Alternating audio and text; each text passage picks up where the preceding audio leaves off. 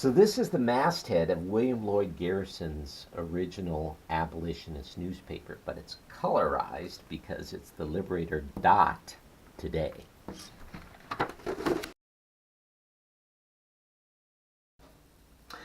This summer, scientists and mathematicians discovered an entirely new shape. They named it a scutoid, and it looks like this. One person described it as, it kind of looks like a prism, but while one end of the prism has 5 edges, the other actually has 6, a geometric quirk made possible by a Y-shaped split dividing one of the prism edges into 2, creating a mini triangle, unquote. It's amazing to me that this shape wasn't devised, it was discovered, meaning that it has a reality in the physical world, not just the abstract one. And additionally, it was discovered in our skin cells. It was in us all along. Hope, too, has a shape. We are imaginatively saying, thanks to Thomas Aquinas identifying the 4 characteristics of hope and hope's opposite in each case. Are you a tactile learner? Here's your chance. Get out some paper and scissors and tape. Get out the Play-Doh. I'm going to label this shape an aquanatoid. My name is Lowell Bliss. Welcome to episode 45 of the Liberator Today's video series on hope. The question today is, how does Aquinas' teaching on characteristics and opposites, what we are calling shape, help us to actually exercise hope? I believe there are 3 ways. But first, let's review from last week. Aquinas said the object of hope is a future good, difficult but possible to obtain. Its characteristics are 4 things: future orientation, goodness, difficulty, but also possibility. From these, we can ask some questions which fill out grids. For example, what is like hope in that it looks to the future, but unlike hope in that it perceives an evil future? The answer is fear.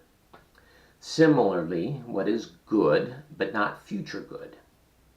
Joy. What is it when the object of hope is difficult to obtain, but not possible? Aquinas calls that despair. What is possible but not difficult? He calls that desire. Fear, joy, despair, and desire are opposites of hope, depending on what characteristic of hope you are contrasting them to. To fill out our grids, we have added grief as something which is a response to present evil, and denial, which is an expression of the fantasy of an easy impossibility. If you overlap the hope quadrants of these 2 grids, you get a 2-dimensional shape that looks like this. When you begin to play around and fold things up so that edges or points meet, you get a 3-dimensional shape. Here, I believe, are 3 practical implications for our discovery of the aquanatoid. First, as you may remember from last week, one accusation that hostages and burned out activists, or even those in less dramatic situations, like to make is that hope is bipolar. You feel like you yo-yo between the opposite extremes of promising hopes and crushing despairs, from the heights to the depths. But if hope is not a 2-pole line segment, if it is in fact a 3-dimensional shape, then you have some options available to you when you find yourself vacating the hope space. Let me say it this way. Give yourself a break from despair. If you're not feeling hopeful, well, that doesn't automatically mean that you are feeling despair. Maybe you are more afraid than you are despairing. Maybe fear of despair as the only other option to hope means that you aren't granting yourself the freedom to grieve. Here's an example of this prescribed action. If you are feeling despair, then yes, you should explore that, as my wife and I described way back in episodes 9 and 10. But you can also choose to take a break from it for a while, a respite. For example, move over to the joy side. Proactively turn your attention away from the future to the present for a moment. And in the words your grandma used to say to you, count your blessings, name them one by one. That's focusing on the good that hope shares. That's not escapism or positive thinking, unless, of course, you truly want to live in the denial space. Hope has a shape. Joy is connected to hope and despair in real ways. A second implication to hope's shape is that you are never far from hope. You are never totally cut off from it. Aquinas calls despair, fear, joy, and desire the opposites of hope. But that is only true when viewed from the standpoint of one characteristic alone, from one axis.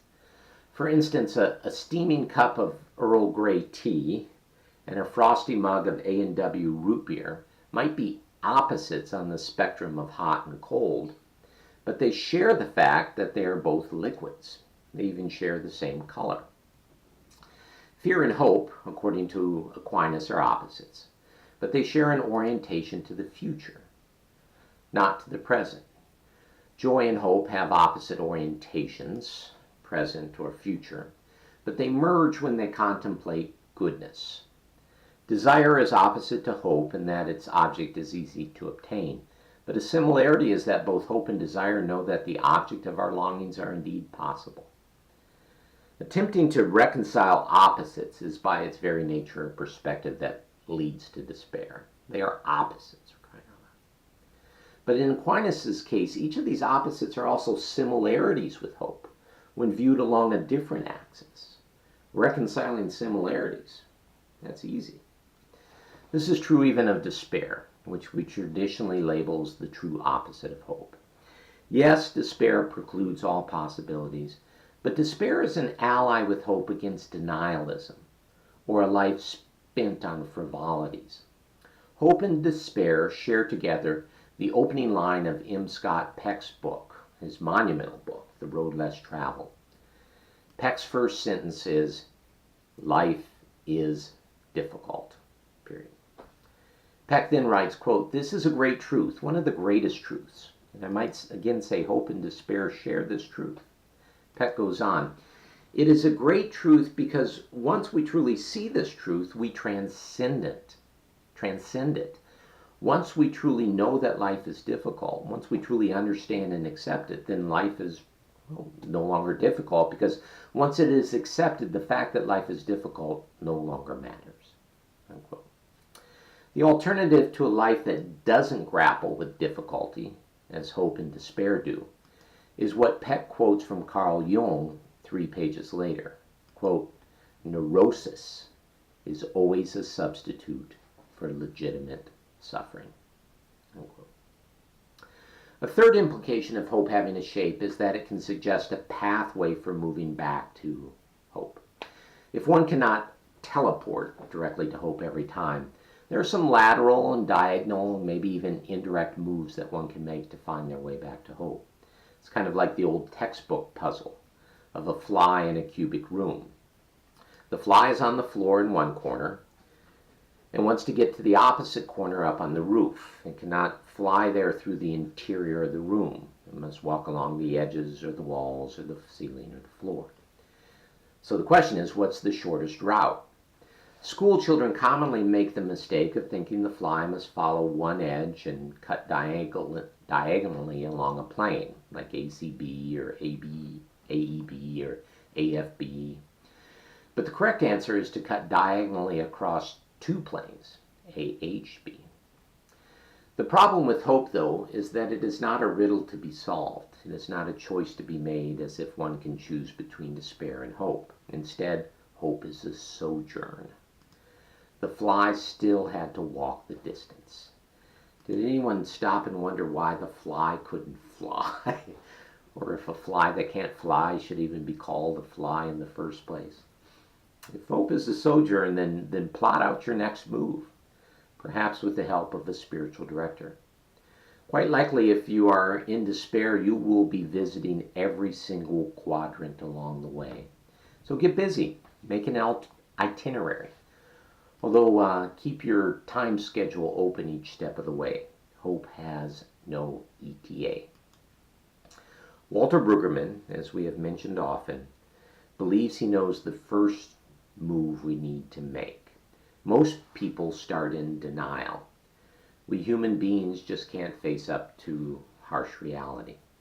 The only way out of denial is to move to grief, to shed the tears and say to God, my present does not feel good, my future looks fearful, I'm sad. We then can remember that grief is simply a starting place. It's not your destination. Psalm 126 reads, when the Lord brought back his exiles to Jerusalem, it was like a dream. We were filled with laughter and we sang for joy. And the other nations said, what amazing things the Lord has done for them. Yes, the Lord has done amazing things for us. What joy. Restore our fortunes, Lord, as streams renew the desert. Those who plant in tears will harvest with shouts of joy. They weep as they go to plant their seed, but they sing as they return with the harvest. Next week, we begin a series on Jacques Ellul's book, Hope in Time of Abandonment. I'm Lowell Bliss, Christian environmental missionary and climate activist. Thank you for visiting the Liberator today.